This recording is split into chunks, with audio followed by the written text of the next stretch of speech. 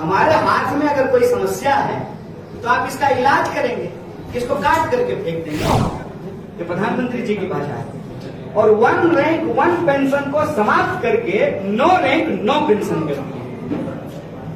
9 rank 9 pension only pension, कि जैसे तमाम विभाग को या तो बेचे गए हैं या उसको कॉन्ट्रैक्ट पे किया गया है, उसी तरह से ये देश की सुरक्षा में भी ठेकेदारी लाना चाहते हैं। उससे जब हम ये कह रहे हैं कि अग्निपथ पथ योजना इस देश के युवाओं के साथ विश्वासघात सरकार घोषणा करके गायब हो गई। सरकार की तरफ से कोई प्रेस कॉन्फ्रेंस नहीं किया गया है कि नोटबंदी के बाद दावे किए गए कि काला धन वापस आ जाएगा। आरबीआई ने कहा कि पुराने नोट लगभग वापस आ गए, तो काला धन कहां गया? और आपकी सूचना के लिए स्विस बैंक में भारतीयों का जमा पैसा आज ऐतिहासिक रूप से सबसे ज्यादा। ये योजना आने के बाद सेना के अंदर अस्थायी भर्तियां समाप्त कर दी गई है। इस बात को सरकार की तरफ से नहीं बोला जा रहा है, लेकिन यह बात सामने आ गई है कि अस्थायी भर्ती समाप्त कर दी गई है, रोक दिया गया है। आप हम लोग बात कर रहे हैं, स्वाभाविक रूप से जब हम ये कह रहे हैं कि अग्निपथ पथ योजना इस देश के युवाओं के साथ विश्वासघात है, तो इसके पीछे कारण है। कारण क्या है? सबसे पहला कारण ये है कि आप लोगों ने ये देखा होगा, सरकार घोषणा करके गायब हो गई। सरकार की तरफ से कोई प्रेस कॉन्फ्रेंस नहीं किया गया है। जैसे प्रधानमंत्री जी कोई प्रेस कॉन्फ्रेंस नहीं किए हैं, दूसरी बार प्रधानमंत्री बने हैं, प्रेस कॉन्फ्रेंस नहीं करते हैं। जब भी कोई संकट होता है, राजनीतिक संकट होता है सरकार को, तो वो सेना को आगे कर देते हैं। और आपने नोट किया होगा कि घोषणा की मंत्री जी ने, और घोषणा का बचाव जो है वो हमारे आदरणीय सम्मानित सेना प्रमुखों से करवाया गया। आप लोगों ने इस बात को ध्यान दिया। और जितने मंत्री थे सब अपने अपने सोशल मीडिया और उनकी जो मीडिया है उसके माध्यम से योजना के फायदे गिनाने में जुट गए। फायदे गिनाते गिनाते कुछ तो भाजपा के नेता ये भी फायदा गिना दिए कि आप अग्निवीर बन करके जब आएंगे तो आप कुशल ड्राइवर बन सकते हैं, कुशल नाई बन सकते हैं। एक तो भाजपा के बड़े नेता हैं, उन्होंने कहा कि हम तो भाजपा ऑफिस में आपको चौकीदार की नौकरी भी दे देंगे। ये सब चीज आप लोगों ने सुना होगा।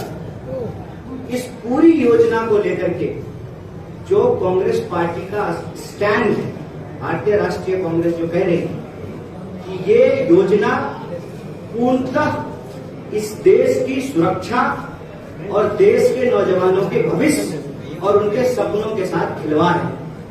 इसीलिए सरकार को अन्य योजनाओं के साथ जो उन्होंने किया है, जैसा उन्होंने नोटबंदी के साथ किया, आप लोगों को याद होगा, बोले थे ना कि 50 दिन में अगर सारी समस्याएं ठीक नहीं होगी तो आप जिस चौराहे पे बुलाएंगे हम आ जाएंगे। घोषणा करके जापान चले गए थे प्रधानमंत्री जी, आप लोगों को याद होगा। जैसे अभी जर्मनी गए हुए हैं, वास्को डी गामा की तरफ घूमते रहते हैं। उस योजना के बाद भी जितने दावे किए गए थे, आप सब ये प्रश्न पूछिएगा कि नोटबंदी के बाद दावे किए गए कि काला धन वापस आ जाएगा। आरबीआई ने कहा कि पुराने नोट लगभग वापस आ गए, तो काला धन कहां गया? और आपकी सूचना के लिए स्विस बैंक में भारतीयों का जमा पैसा आज ऐतिहासिक रूप से सबसे ज्यादा है और डॉलर के मुकाबले रुपया ऐतिहासिक रूप से सबसे नीचे है। तो नोटबंदी के साथ वही हुआ। जीएसटी के साथ आप जानते हैं 36 बार से ज्यादा जीएसटी में अमेंडमेंट हो चुका है, उसके नियम में बदलाव किए जा चुके हैं। उसके बाद कृषि कानून आया। कृषि कानून के वक्त भी बार बार क्या कह रहे थे? कृषि मंत्री कह रहे थे कि किसी भी सूरत में जो है कृषि कानून वापस नहीं लेंगे। चुनाव आया, चुनाव को देखते हुए और किसान जो लगातार 700 से ज्यादा किसानों ने अपनी शहादत दी। 1 साल से ज्यादा तक शांतिपूर्ण तरीके से संघर्ष किया, सब तरह के आरोप उन्होंने झेले। क्या क्या नहीं कहा गया किसानों को, सब कुछ कहा गया। आतंकवादी, नक्सली, खालिस्तानी, क्या क्या नहीं कहा गया। उनके ऊपर थार दौरा दिया गया। मंत्री जी के बेटा ने किसानों के ऊपर थार चढ़ा दिया और उनको जो है शानदार जो है सुरक्षा और स्वागत सरकार के प्रोटेक्शन में मिला। लेकिन किसान अड़े रहे कि यह गलत है और किसान आंदोलन के दबाव में कृषि कानून वापस लेना होगा।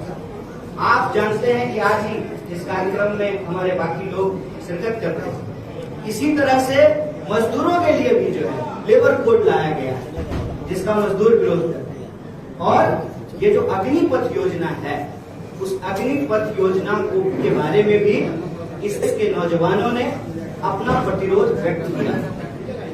और मजेदार बात यह है कि ये कहते हैं कि जो सेवारत सेना प्रमुख हैं वो फायदे गिना रहे हैं, वो सम्मानित हैं। उनके पक्ष में हम लोग उनके विरोध में कुछ नहीं कह सकते, कहना नहीं चाहिए, क्योंकि सेना हमारे लिए सम्मान की चीज है। लेकिन आप लोगों का मैं ध्यान दिलाना चाहता हूं कि जो वेटरन्स हैं, चाहे उनको परमवीर चक्र मिला है, तमाम तरह के जो उनको सम्मान मिले हैं, वो इसका विरोध कर रहे हैं। और आप सेना के भीतर जो आपके भी परिवार से कार्यरत लोग हैं, उनसे पूछिए। मेरे परिवार से कार्यरत लोग हैं, 16 लोग जो आर्म फोर्सेस की नौकरी करते हैं, आप उनसे पूछिए, वो आपको बताएंगे एक एक करके इस योजना की समस्या क्या है। पहला, ये योजना आने के बाद सेना के अंदर अस्थायी भर्तियां समाप्त कर दी गई है। इस बात को सरकार की तरफ से नहीं बोला जा रहा है, लेकिन यह बात सामने आ गई है कि अस्थायी भर्ती समाप्त कर दी गई है, रोक दिया गया है। आप मुझे बताइए कि आप कहते हैं कि हम तो सुधार करना चाहते हैं, तो आप सुधार कीजिए, लेकिन आप अस्थायी भर्ती क्यों रोक रहे हैं सुधार के नाम पे? हमारे हाथ में अगर कोई समस्या है तो आप इसका इलाज करेंगे, इसको काट करके फेंक देंगे।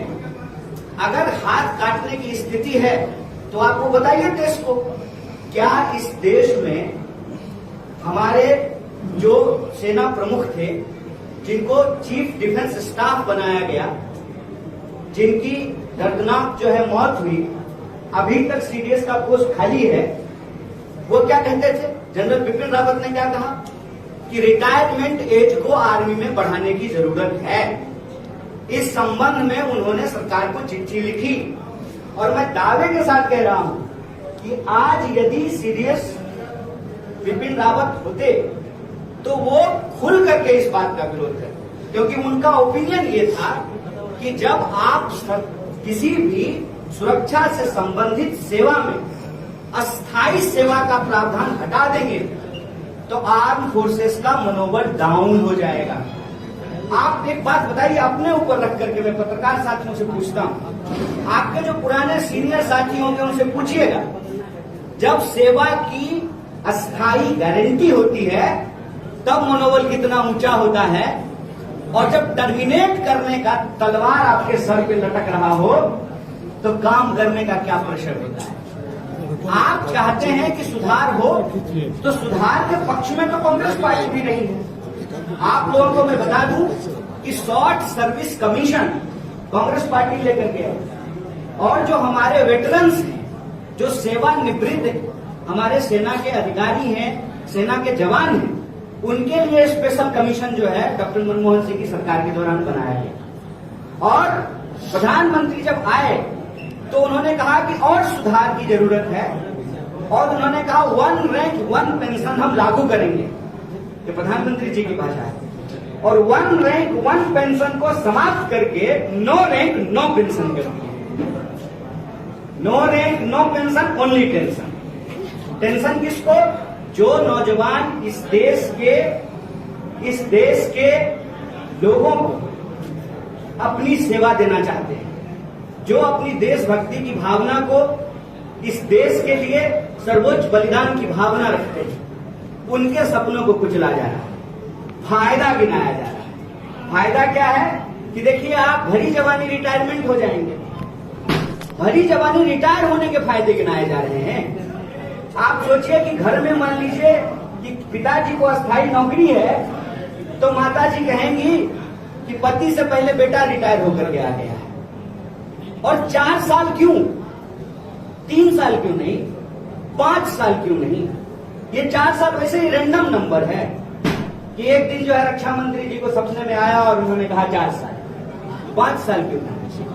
4 साल इसलिए कि तमाम तरीके के नौकरी के जो आपके फायदे होते हैं, जो इस देश में एक्ट बना हुआ है, उससे ये योजना बाहर हो जाए। आपको ग्रेच्युटी नहीं मिलेगी, आपको तमाम तरह की दूसरी सुविधाएं नहीं मिलेगी। और आपको मैं याद दिला दूं, पहली बार जब योजना घोषित की गई थी तो टीए का भी बात नहीं किया गया था। जब विरोध होना शुरू हुआ तो आनंद फानंद में जो है 2 अमेंडमेंट लाए गए। मतलब योजना आई ही है, 2 अमेंडमेंट हो चुका है। तो ये लोग इस योजना को लेकर के कितना गंभीर है, इस बात को आप समझ लीजिए। कह रहे हैं वॉरफेयर बदल गया है, हमको एवरेज एज जो है वो घटाना है। आप हमको एक बात बताइए, हमने जो है हमारी सेना ने बड़े बड़े वॉर जीते हैं ना, इसी सेना से। भारत की सेना ने तमाम वॉर जीते हैं और जितना प्रमुख सम्मान है, क्या वो 30 वर्ष से ज्यादा या 30 वर्ष के लोगों को नहीं मिला है? तर्क क्या है? असल जो बात है कि छुपा रहे हैं देश। तर्क ये है कि हमारे देश के बजट में सबसे प्रमुख बजट होता है डिफेंस का। डिफेंस बजट का 40% जो है वो लोगों की सेवा देने के बदले जो उनको सुविधाएं दी जाती है उस पर खर्च होता है। ये उसमें बजट कटौती करना चाहते हैं, लेकिन इस बात को ये ईमानदारी से बोल नहीं रहे। ये इस बात को बोल नहीं रहे हैं कि जैसे तमाम विभाग को या तो बेचे गए हैं या उसको कॉन्ट्रैक्ट पे किया गया है, उसी तरह से ये देश की सुरक्षा में भी ठेकेदारी लाना चाहते हैं। ये ठीक नहीं है, ये देश की सुरक्षा के साथ खिलवाड़ है। इसीलिए भारतीय राष्ट्रीय कांग्रेस इस देश के नौजवानों की उस भावना के साथ खड़ी है कि भारतीय सेना के अंदर इस तरह से ठेकाकरण की शुरुआत करना ठीक नहीं है। यह देश की सुरक्षा के साथ खिलवाड़ है और देश के नौजवान जो संघर्षरत हैं, उनके संघर्षों के साथ हम कंधे से कंधा मिलाकर खड़ा हैं।